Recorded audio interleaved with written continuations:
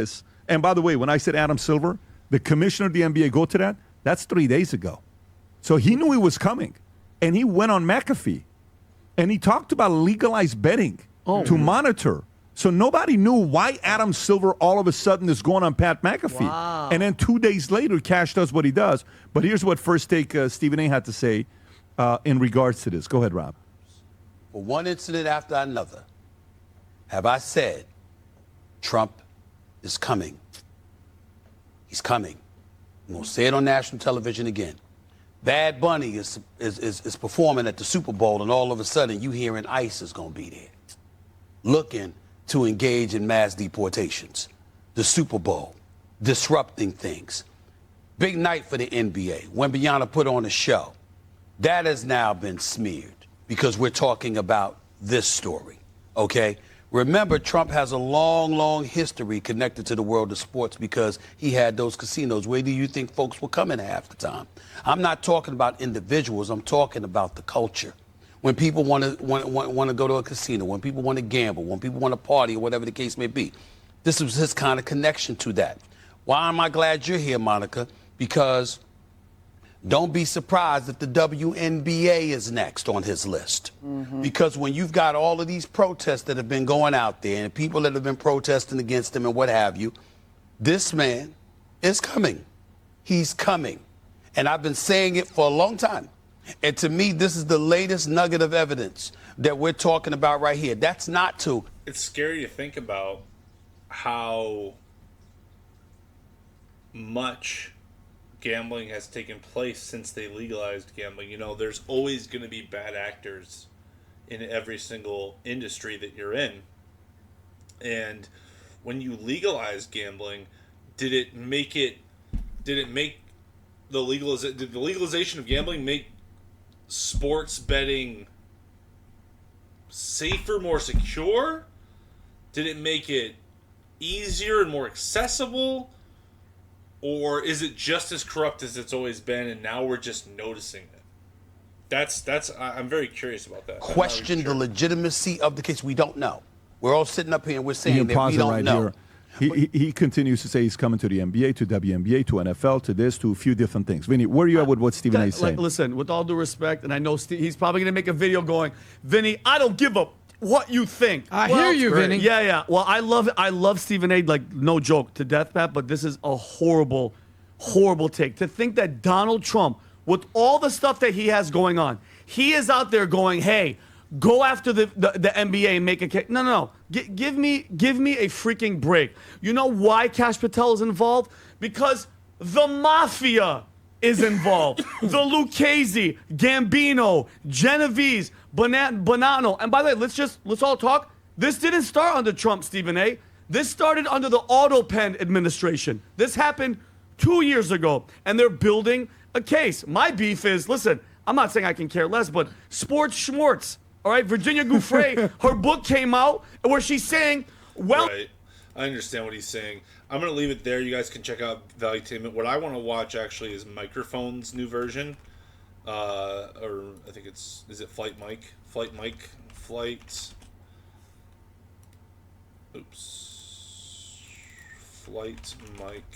Yeah, I want to watch that one while I'm chilling because...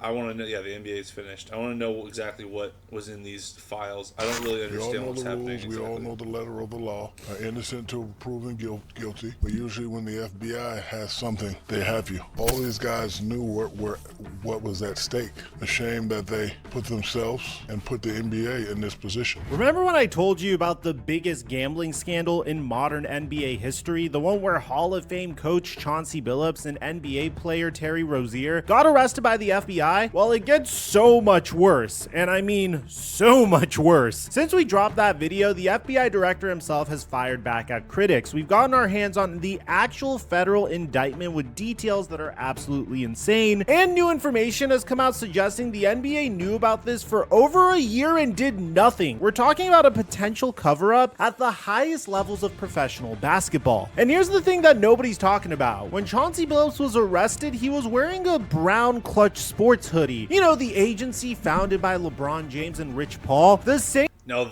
that is highly interesting. LeBron James, whose name is all over this indictment because his former teammate Damon Jones was allegedly selling insider information about him. So real quick, this video is sponsored by Prize Picks. Wow. That's... Wow. And again, we don't know anything. This is why I'm watching this video, because I really don't know what's happening right now with this whole scandal. Mic check 1 2 1 2. What's going on, everybody? Let's start with the fireworks. If you guys remember, originally Stephen A. Smith proposed a theory as to why all this was going down. Remember, Trump has a long history connected to the world of sports because he had those casinos. Where do you think folks were coming half the time? This man is coming. And to me, this is the latest nugget of evidence. Anybody that has been around. So is the theory that... I think Stephen A. Smith's theory is that because Donald Trump, who's now the president, had access to casinos and was in the casino world, that he understands the gambling and that now he's going to be coming down hard on the gambling side of it, the illegal gambling. Maybe. They are not surprised at what's going on today. After our last video, FBI Director Kash Patel went on Fox News and absolutely destroyed Stephen A. Smith's theory that this investigation was politically motivated revenge from President Trump against the NBA. That may be the single dumbest thing I've ever heard out of anyone in modern history. Now, Patel didn't stop there. It's right up there with Adam Schiff. We arrest people for crimes. This is the director of the FBI personally responding to an ESPN commentator. When was the last time that's ever happened? The fact that Patel felt the need to address this publicly tells you how big this story has become. But here's what makes this even more interesting. Patel's response actually raises more questions than it answers. If this investigation has been going on for 4 years like the FBI claims, why announce it the day after the NBA season starts? Why hold a press conference with the FBI director? Well, I mean, that it could just be when he finally compiled enough evidence to go out. Like, what happens in these investigations, and I'm not an expert by any means, but I do know that what happens in these investigations is they compile as much evidence as possible so they can cast their net of justice, as they would call it. And sometimes you could argue if it's justice or not, but they cast their net of justice as far as they can. And once they realize that they can't cast it any further, like they have as much as they think they can get, then they start arresting people. So they're not just going to arrest you like, hey, they're going to come to you first and say, hey, we know you did something. Are you going to admit it to us and then also implicate other people? Or are we just going to put the burden of the blame entirely on you? And, we're not going to be easy on you if we do that. So that's what they usually do. They get people, I'm sure Terry Rozier and Chauncey Billups, they knew that they probably had a no-fly order. I don't know. I'm just guessing that that's kind of what's happening right now. I don't really know. These are fair questions, even if Stephen A. Smith's political angle doesn't hold up. Now let's get into the actual federal indictment, because the details in this document are absolutely wild. We're talking about a 23-page criminal complaint filed in the Eastern District of New York that reads like a crime novel. The indictment reveals that between December of 2022 and March of 2024, did you get a warrant? Because he was arrested, I'm pretty sure, in Portland. To get a warrant to go across the country and arrest someone, that's amazing.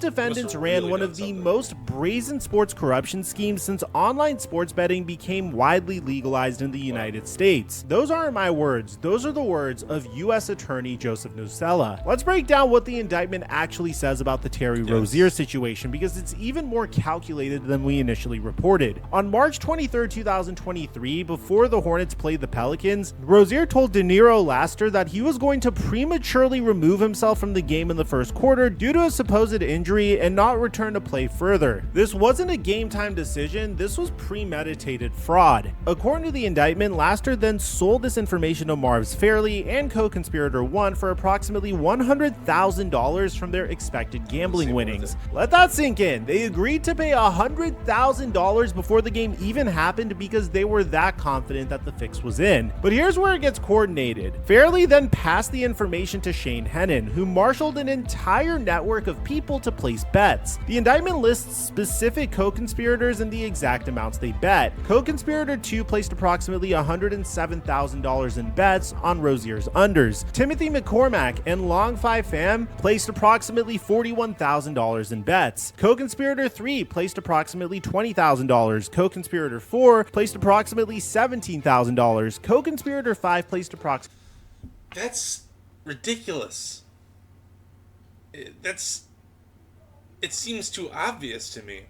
Like, and I don't know how it all works, but I know that if you have 5 different people placing big bets on one thing and then that thing happens, they're at least going to look into it. $12,500. All of this happened before the game started. The indictment reveals that sportsbooks flagged the suspicious activity immediately, including 30 wagers in 46 minutes from one professional bettor, totaling over $13,000, all on Rozier's unders. The betting got so suspicious that sportsbooks literally stopped accepting bets on it. But here's what's really disturbing. The indictment references 7 specific games between December of 2022 and March of 2024, where Rozier allegedly tipped people off about his availability. That means this wasn't a one-time thing. This was systematic. For over a year, Terry Rozier was allegedly manipulating games. But there's a comical angle to all of this. One of Terry Rozier's records almost got broken on opening night, and the Inside the NBA crew let us all know about it. Aaron Gordon has made 10 three-pointers tonight, tying Terry Rozier in 2020 for the most in a season opener in NBA history.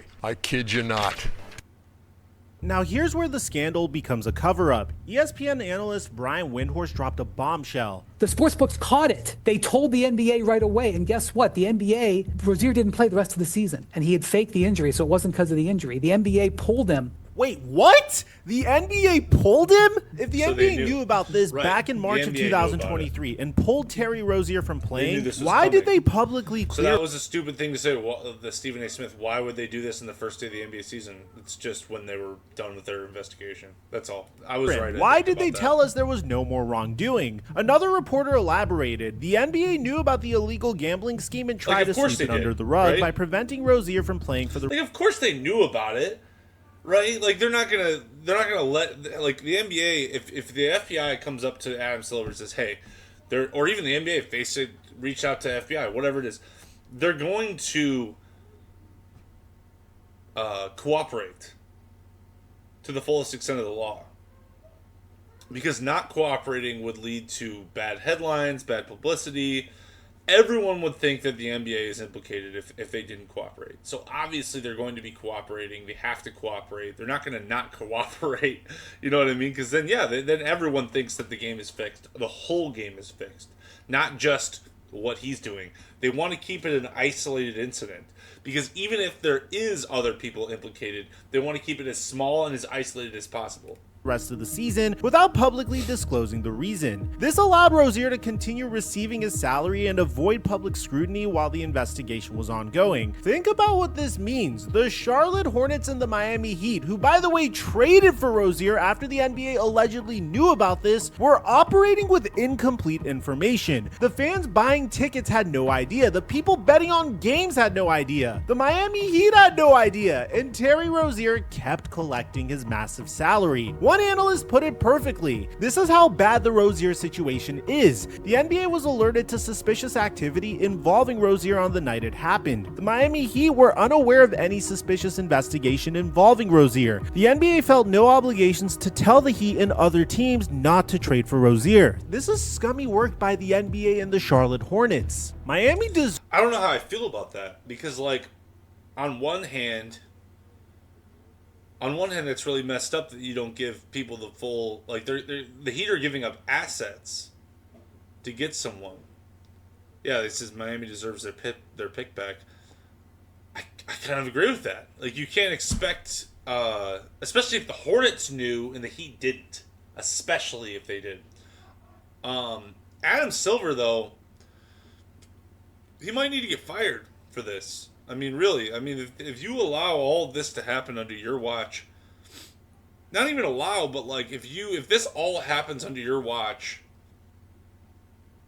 something has to change. Whether you change your policies, whether you change how you know, people say call him the player-friendly commissioner. Maybe you're too player-friendly, you know? So, and I don't know Rozier's connection with the mob. I'm not even going to begin to speculate on that. I do know that any connection to anyone outside of the integrity of any sports league, there's a reason why. I'm forgetting his name in Toronto. I don't remember his name. But there was a guy in Toronto that just got banned for life for placing a bet. And that was good. That was correct. You're not allowed to place bets on the league that you play for. You have insider knowledge. You understand things at a higher level. You shouldn't be allowed to place bets. That's the privilege of making millions of dollars playing a sport. You don't get to just become a gambler then on that sport. That doesn't make any sense. Deserves their draft pick back. The Miami Heat traded for a player who is under FBI investigation for gambling fraud, and nobody told them. How is that even legal? How is that not a massive lawsuit waiting to happen? Now, here's where the story gets really controversial, and I need you to stick with me on this one because what we're learning about how the NBA handles. Oh, hi! Hi! Are you my baby? My daughter wanted to say hi, so anyway. Gambling scandals might actually validate one of the biggest conspiracy theories in basketball history. Now, I'm just gonna go ahead and say this part of the video is a theory. In October of 1993, at the absolute peak of his powers, Michael Jordan shocked the world by retiring from basketball. I'm very solid with my decision of not to play the game of basketball in the NBA. He was 30 years old. He had just won his third consecutive NBA championship. He was the most dominant player on the planet, and he had a knack for how competitive he was, and he just walked away. The official story was that his father's murder had devastated him, and he'd lost his love for the game. But almost immediately, rumors started circulating about the real reason: gambling debts and a secret suspension from the NBA. The evidence that fueled this theory was compelling. Jordan had well-documented gambling issues. He was investigated by the NBA for gambling large sums. Whoa. Now, I've heard this theory before. But just to bring this up after... Wow. Okay.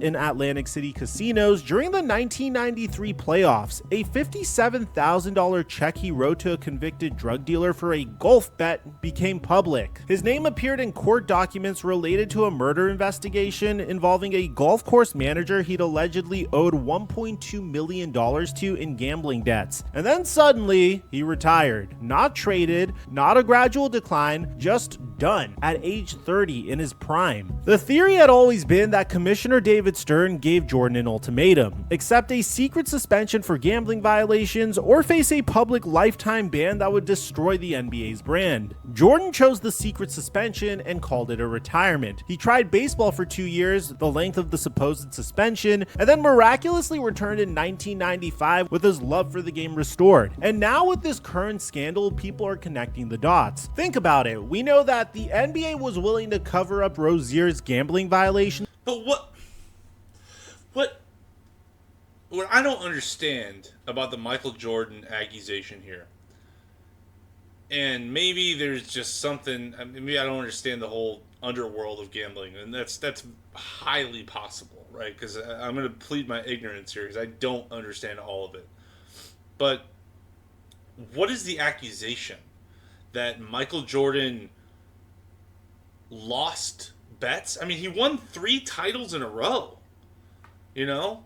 He won 3 titles in a row. So, like, what? Terry Rozier was he knew his career was over, right? He knew, like, once, no one's going to sign him for more than a vet minimum after that contract was up. But, so he's clearly going on, like, this is clear, like, it's very clear what Terry Rozier was doing. He was saying, all right, guys, bet on my under because I'm going to leave the game early or whatever, or whatever. It was never bet on the over, at least not from this video that I've seen. Maybe it was, but it's just not come to head. The one that he got caught for was betting on the under, and he was going to leave the game. That's what he got caught for. That's what we just watched. What was Michael Jordan's? He won 3 titles in a row. What could you possibly have bet? That I'm going to win 3 titles in a row? Well, that's a good bet. I mean, that's a hard bet. And it's weird to me for, I never would have looked at Jordan and thought, you're not trying your hardest, or nothing about Jordan's game rings suspicious, There are certain games, like I think Draymond Green accused one of the refs of saying, oh, the over-under's 5, whatever, so they're going to call a couple fouls and stuff like that. And that made headlines. People were like, whoa, what are you saying here? Are you saying the refs are in on the spread, or they are aware of the spread? And that is that's terrible if that's true, right? Like, that's really, really bad for basketball. We don't want that, because that means that the whole game is implicated then. And that's why I find it weird that they brought Michael Jordan into this question, because yes, he did leave for baseball. Yes, there was a lot of questions that rose from it. He did have connections to high stakes gamblers in other sports, but the stories always were for Michael Jordan that he bet on his own abilities. Like, I'm going to beat you in golf. I'm going to beat you in whatever, cards, poker. I'm going to beat you in this, and that's what we'll bet high stakes on that. I've never heard the ones where Michael Jordan either threw the game or it's hard for me to picture what they would have been betting on. Like, what would have the mob bet on Michael Jordan that didn't pay off? Or maybe he was supposed to take the fall. Ooh. And he didn't? See, this is where we get our tinfoil hats on. I don't know. Like, there's so many unanswered questions. But that's interesting. Pulling him from games privately while clearing him publicly. The NBA allowed a team to trade for a player under FBI investigation without disclosing that information. The NBA has a pattern of prioritizing its public image and business interests over transparency when gambling is involved, and the NBA kept the Jonte Porter situation quiet for as long as possible before being forced to act. If the league is willing to cover up a role player's gambling scheme in 2023, what would they have done to protect Michael Jordan, the most valuable athlete in the world in 1993? That is consistent. Bear in mind that in 1993, there was no social media. David Stern had complete control of the narrative, and the NBA's entire business model in the 90s was built on Michael Jordan's image. He was generating billions of dollars in revenue. He was a global icon. The league had already survived the cocaine scandals of the 80s and couldn't afford another catastrophe. If Michael Jordan was caught gambling on basketball or had serious debts to the wrong people, the league would have every incentive to handle it quietly. And Michael Jordan's retirement had weird elements that never made sense. He kept his training routine. He stayed in peak physical condition. He worked out with NBA players. His baseball career seemed like he was just killing time, staying busy until he could return to basketball. The official investigation into Michael Jordan's gambling found no evidence that he bet on NBA games, but it also revealed that he lied to investigators about the extent of his gambling. Do you have a gambling problem? No, I enjoy it. It's a hobby. If I had a problem, I'd be starving. I'd be hawking this watch. My championship rings, I would sell my house. I would do this. I do not have a problem. I enjoy gambling. Sound familiar? That's exactly what we're seeing now. Players and coaches lying about their involvement until the evidence becomes overwhelming. Now, let me be clear. This is still a theory. There's no definitive proof that Michael Jordan was secretly suspended. Well, it has to be a theory because of what I brought up earlier. What could he possibly have been? Like, what he was winning, It's not like he threw any games. Maybe he threw one of them and maybe he was going to sweep a team and he lost a game for them. I don't know. And what would be the point either, right? He was one of the first players to own his own signature shoe, like own the rights to it, own the money to it. Like, there's a whole movie about it. He had all the money in the world. And I mean, that makes his excuse even more lackluster, if you ask me. Like, oh, well, I just enjoy it. It's like, well, or I'd be hawking. No, what the excuse is, if I had a problem, I'd be hawking my ring and everything. It's like, That's not necessarily true. If you can't stop, you have a problem. That's what a problem is. David That's what Stern an addiction denied it. is. Michael Jordan denied it. The NBA denied it. And it's possible that Jordan was just And I heartbroken think it's over easy. his father's I'm death. Not, again, I love the Flight Mike. I love the Flight Mike. He's got probably one of the best sports channels on all of YouTube. So shout out to you, the Flight Mike. I love you and all you do. But I feel like this is too easy for the Flight Mike to just put in, oh yeah, what about this stuff that happened in the 90s and just bring that up again. And to some degree, you know, I think what's more relevant, and maybe he'll get to it, is the Tim Donaghy stuff. I think that's more relevant. And the thing that Draymond said last year, that caught a hot mic. You know, all these guys, the refs know the spread, stuff like that. That, to me, is more relevant than Michael Jordan. I don't know what was happening in the 90s. It was 30 years ago. Gambling wasn't strictly legal back then, right? Like, Jordan's like, yeah, I don't have a problem with gambling. It's a hobby. It's not even legal back then. It wasn't even legal. So it's like, oh, well, you know, it's similar to smoking marijuana in the 90s. It's like, well, it wasn't legal back then, so you're not supposed to do it. And that's rich coming from me. And genuinely wanted to try baseball. But what this current scandal proves is that the NBA absolutely would cover up a major gambling violation if they thought it was in the league's best interest. They've done it with Terry Rozier. They allegedly try to do it with Jonte Porter. They have a track record of prioritizing business over transparency. So the question isn't, would the NBA lie about a gambling suspension? We know they would. The question is, did they do it with Michael Jordan? And in light of everything that we're learning, that theory proves to be more plausible than it did a month ago.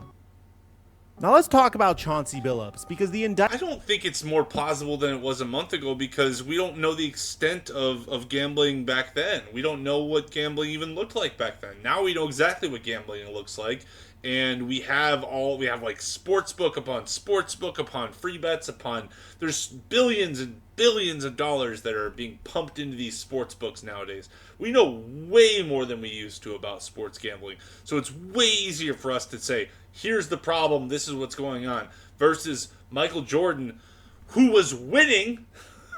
It's not like he was throwing games and he was, you know, falling off for some reason, for some odd reason, right? That's not what we saw. We saw him winning game after game after game. Now, whether or not he was suspended for gambling, whether or not he got in trouble, whether or not that had to do with his father's death, these are all things that are being speculated upon decades later. And I've heard those theories before, like in passing here and there, just watching different videos and questions. I just find it interesting that we've shifted the conversation to Michael Jordan for some reason. I never would have imagined that we'd be thinking about gambling from 30 years ago and comparing it to modern day.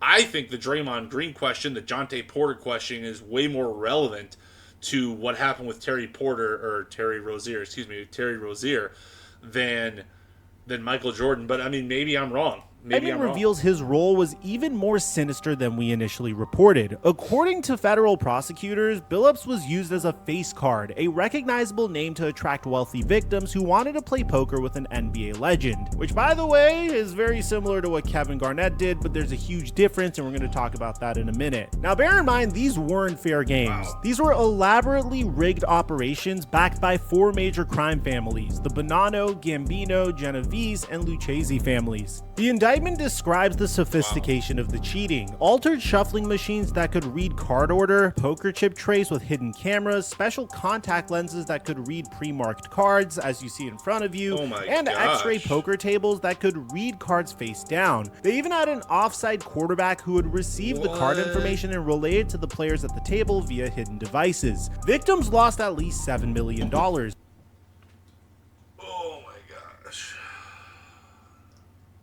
This is what greed does. This is why greed is so evil.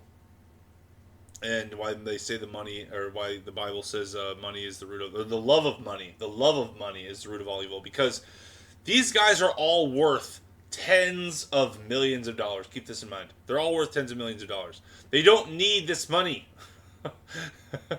You know what I mean? Like, they don't actually need it. It's not like they're doing this to better their lives and stuff. They're doing this for the love of screwing people over. and getting their money and stuff. And that is the worst part about it. This has been going on since 2019. That's just crazy. That's crazy. It's just crazy to think about because you're so rich, right? Like, you're so rich.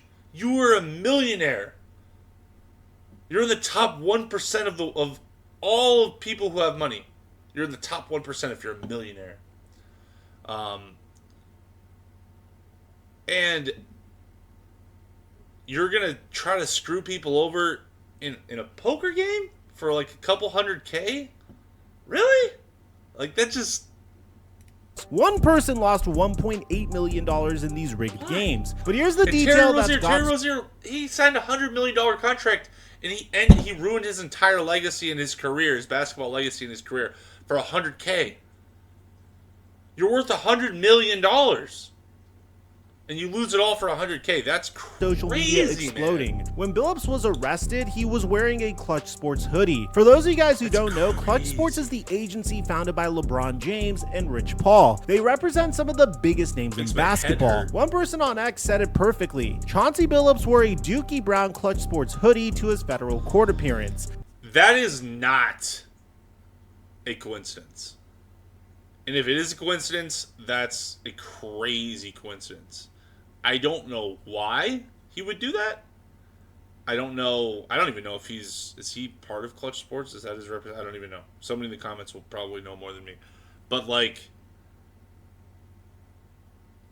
that's not a coincidence. This is a bat signal for LeBron and Klutch Sports. Chauncey is telling them, y'all better get me out of here or I'm snitching. Now, that could just be a theory as well. Is Billups sending a message? Is he saying, I know things about your organization and you better help me? Because that's certainly what it looks like. And given that Damon Jones, who's also charged in this case, was allegedly selling insider information about LeBron James, this connection becomes even more interesting. Let's dig deeper into the Damon Jones situation because the indictment reveals that LeBron James was completely betrayed by someone he trusted. The indictment describes Jones as an unofficial assistant coach on the Los Angeles Lakers during the 2022-23 season, who had access to non-public information, including medical information that had not been released to the public. Here's the specific incident that's in the federal indictment.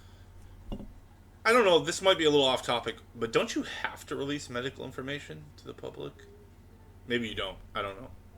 On February 9th, 2023, 2 days after LeBron broke Kareem's all-time scoring record, Jones texted co-conspirator 9, "Get a big bet on Milwaukee tonight before the information is out. Player 3 is out tonight. Bet enough so D. Jones can eat now." Player 3 is LeBron James. The indictment confirms that at the time, Jones provided this non-public information about Player 3 to co-conspirator 9, and Player 3 was not ruled out on the NBA's injury report for the February 9th game. The indictment mentions another incident on January 15, 2024, where Jones claimed he learned from the Lakers trainer that another top Lakers player was injured and would play limited minutes. Jones sold this information for $2,500 to Marvis Fairley, who then placed a $100,000 bet on the Lakers. Think about the violation of trust here. These trainers, these coaches, these support staff, they have access to the most private medical information about players. They know about injuries before anybody else. They know about family issues, about personal struggles, about everything, and someone was selling that information to gamblers. Now here's where things get interesting. The indictment mentions co-conspirator 8, which is described as a resident of Oregon. Co-conspirator 8 was an NBA player from approximately 1997 through 2014, and an NBA coach since at least 2000. I wonder who that was. 21. Who's an NBA coach in Oregon who played from 1997 through 2014? Well, that description matches Chauncey Billups perfectly. Obviously. He's the Portland Trailblazers head coach. He played from 1997 to 2014, and he lives in Oregon. The indictment details how co-conspirator 8 provided Eric Ernest with insider information about the Portland Trailblazers tanking games and sitting star players. Yo, that is the worst thing about this. He's the head coach. He's the head coach. Oh my gosh. before that information was public. Ernest then sold that information to Marv's Fairley, who placed massive bets against the Portland Trailblazers. On March 24, 2023, the Trailblazers played the Chicago Bulls. According to the indictment, co-conspirator A told Ernest before the news was public that people see Stephen A. This is why Stephen A. is made a very foolish comment, because there's a reason. This is the reason right here why they didn't release the information until now. It's because they've been baiting them. Do it again. Do it again. Do it again. So that way we can keep getting you and keep filling up a case, making it obvious that you were involved. That's why. several of the Blazers' best players wouldn't be playing. This information allowed Fairley, Hennon, and their network to place over $100,000 in bets against Portland before the injury report was released. Smart. If co-conspirator 8 Smart. is Chauncey Really smart. Billups, then he wasn't just involved in rigged poker games. He was allegedly providing inside information about his own team to gamblers. As a head coach, that's a level of corruption that's almost hard to comprehend. Crazy. Just when you think this story can't get any crazy. Chauncey Billups, man, he is, wow. I mean, Chauncey Billups, you've lost everything. You've lost everything. Anyone who was a fan of yours growing up probably doesn't like you anymore. I mean, my goodness. Like, that is the most damning evidence. That's the most damning thing I can imagine for a head coach. Not only, see, that's the thing, Jonte Porter, he was betting on stuff, allegedly, according to him, he was betting on other players, other teams that he knew a little bit about, but he wasn't betting on his own. That's what he said. Well, I didn't bet on my own. I didn't bet on my own team, on my own players. Chauncey Billups was the head coach. He was providing information, probably being paid for it, on his own team. Here, there's now multiple reports that indicate that Kevin Garnett was among former NBA players who participated in these private poker games. KG is a Hall of Famer, one of the greatest players of all time. Without a doubt, a top 3 power forward of all time, and you can make a very reasonable argument that he is one of the top power forwards in NBA history at his peak. He was allegedly playing in poker games that were part of this investigation called Operation Royal Flush. Now, to be clear, we don't know if Garnett knew that these games were rigged. The indictment describes how these games used celebrity face cards to attract wealthy victims. Garnett might have been used the same way, not knowing that other players at the table were cheating. But even if Garnett was innocent, even if he was just playing poker and didn't know about the cheating, his involvement shows how deep into the NBA culture this operation went. These weren't fringe players or retired journeymen. We're talking about Hall of Famers, current coaches, active players, and legends of the game. The indictment also confirms that the Jonte Porter case, which we thought was an isolated incident last year, was actually part of this larger network. Federal prosecutors revealed that Porter was actually threatened to participate in the gambling scheme because of his gambling debts. He wasn't just corrupted by greed, he was in over his head with organized crime, and they forced him to manipulate. How do you make millions of dollars but get into gambling debts? I mean, maybe I sound ignorant. Maybe that's how you make some millions of dollars, but how do you make millions of dollars as a professional athlete? Like your skill set is your body, it's your work, it's how you play the game. How do you then get addicted to gambling to such an extent that you lose all that money? You know, don't you just at some point limit yourself? I mean, I guess that's, some people don't have self-control, but I mean, and that's what being poor does to you, I guess. Maybe that's what I'm thinking of. It's like, because, you know, I'm not a rich person, I just can't think. I'm like, I can't even imagine being millions of dollars in gambling debt. You know, I just can't even think about it because I don't even have millions of dollars, so I never probably will. And that's okay. I don't really want millions of dollars to necessarily. I want enough money to get by. I want enough money to pay off my house, but I don't need millions of dollars. But the whole point is that I can't even imagine it. I can't even comprehend it. Like, my whole point is, like, I want to use my skill set to make more money in whatever industry that I decide to go in. And that's how I leverage my money. I can't imagine making so much money that then I spend even more than I make.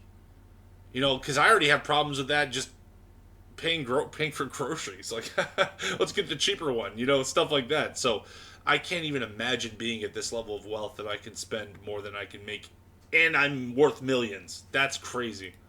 Games. And here's the connection. Long Fi Fam, who was involved in the Porter scheme, also provided information to Shane Hennon for the Rozier bets. Same network, same operation, same criminal enterprise. The indictment shows how Hennon received information from Fam about Porter's plan to exit games early, then shared it with Marv's Fairley, and together they coordinated bets across their entire network. Hennon conducted multiple transfers via peer-to-peer mobile payment platforms to promote the scheme and distribute the proceeds of such wagers. And that's another reason I say that the Michael Jordan thing is even more unbelievable, because this stuff is so easily traceable. Like 98% of all money is not in paper form anymore, probably more than that. So it's easy for us to see, oh, you were sending money through this, whatever, this digital thing. It's easy for them to trace it. It's easy for the FBI to get a warrant. This was an amateur hour. This was an cash. Organized criminal operation with sophisticated money laundering, multiple networks of bettors, and connections that ran from professional gamblers to NBA coaches to organized crime families. But here's the craziest part. The NBA knew about all of this. Let's take a zoom out and look at the timeline. On March 23, 2023, Rozier leaves a game early. Sportsbooks immediately flag suspicious betting. In March of 2023, the NBA allegedly pulls Rozier from playing the rest of the season. In the summer of 2023, the NBA... I'm surprised they let him continue. ...investigates Rozier and publicly clears him of wrongdoing. In February of 2024, the Miami Heat trade for Rozier, apparently unaware of any investigation. In April of 2024, there's going to be hell to pay for that one. 2024, Jonte Porter is banned for life for a similar scheme. And then in October of 2025, the FBI arrests Rozier, Billups, and 32 others. So the NBA knew in March of 2023 that something was wrong with Rozier. They knew sportsbooks had flagged his betting patterns. They knew he left a game early under suspicious circumstances, and they publicly cleared him, allowed him to be traded, and said nothing. Wendy's comments hit hard. The sportsbooks caught the irregular betting on Terry Rozier the day it happened, the morning it happened. They told the NBA right away, and guess what? The NBA pulled them. The NBA at some point is going to have to explain why Terry Rozier was allowed to keep playing. That's why I do actually like gambling to be legal, because we can see everything a lot easier now. It's not all hidden, you know. It's the same reason why I wanted weed to be legal. It's because you don't have as many people getting laced with some bad things. And I'm not saying that drinking, smoking, gambling is a good thing. I'm just saying that you can limit the damage it does if you have kind of a pulse on it. Commissioner Adam Silver had built his reputation on transparency and integrity. He was the first major sports commissioner to advocate for legalized sports betting, arguing that it would create oversight and catch corruption. Which it did. But when that oversight worked exactly as intended and caught one of his players, the league allegedly covered it up. Terry Rozier was allowed... Well, okay, time out, the flight mic. I don't agree that he covered it up. Now you could argue he covered it up against the Heat. Like, the Heat were misinformed, which is they're gonna have to get some recompense for that.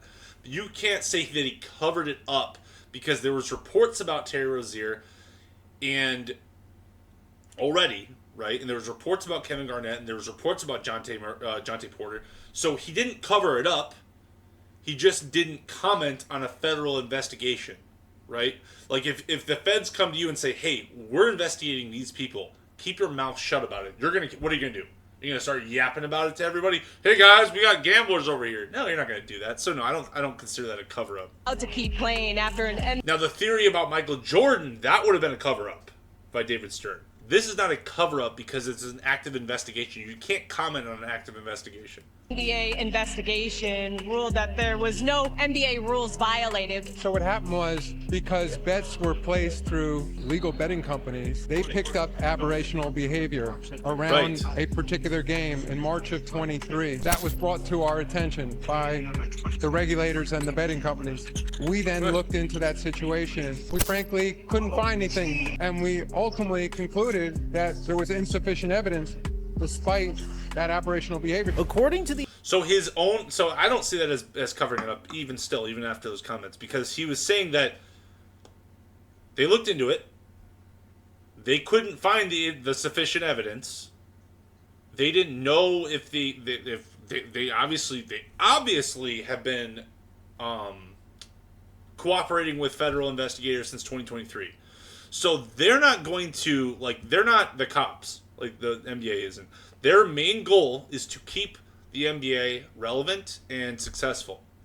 They're not going to comment or even do a thorough, I'm sure, thorough investigation. What does a thorough investigation from a sports league look like? They don't have the resources that the FBI has. They can't get a warrant for phones. They can't get a warrant for apps. They can't do those things. So on some level, this is just kind of like, you know what I mean? It's like you're calling it a cover up. I call it, protecting your own butt. Like, he doesn't know, so he's going to defer to the police and he's going to defer to the sports bettors.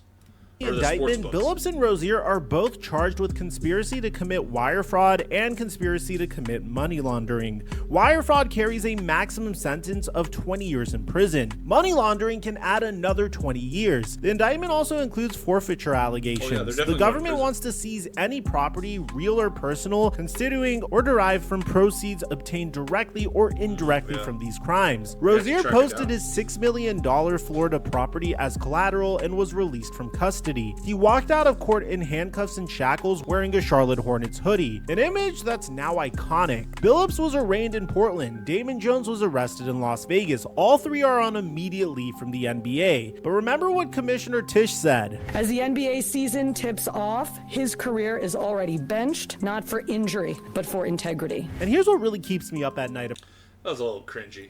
About this story. Who else is involved? The indictment mentions 9 unnamed co-conspirators. Co-conspirator 1 is described as at times an NBA player who's a resident of Florida. Who is that? Co-conspirator 8 appears to be Chauncey Billups based on the description. Who are the other 7? The FBI says this investigation is ongoing. They arrested 34 people, but 13 of those are members of organized crime families. That leaves 21 people connected to sports. And those people, they're not, this doesn't affect them. Betting, NBA information, and this fraudulent scheme. We know about Rozier, Billups, Jones, Laster, Hennon, Fairley, Ernest, and Jonte Porter. That's 8. Where are the other 13? And here's the really scary question. How many games were affected that we don't know about? The indictment references 7 specific... That is the question. That is the question. That is the main question. That's games everything. Involving Rozier between... And are the refs involved? Who is all involved in this? It can't just be these 13, 30 people or whatever it is. It has to be, there has to be some layers to this. And if it was just them, you have to prove that. December of 2022 and March of 2024. It mentions the Portland Trailblazers games. It mentions the Lakers games. It mentions the Raptors games with Jonte Porter, but those are just the ones where the FBI had enough evidence to include in the indictment. How many other games had suspicious betting patterns that didn't quite reach the threshold for prosecution? How many other players were tipping off information to friends and family? How many other coaches were selling insider information? Every weird rotation decision, I'm gonna leave it here. Definitely check out the Fight Mike if you haven't. Obviously, he's got plenty of subscribers. I'm sure plenty of you have checked him out.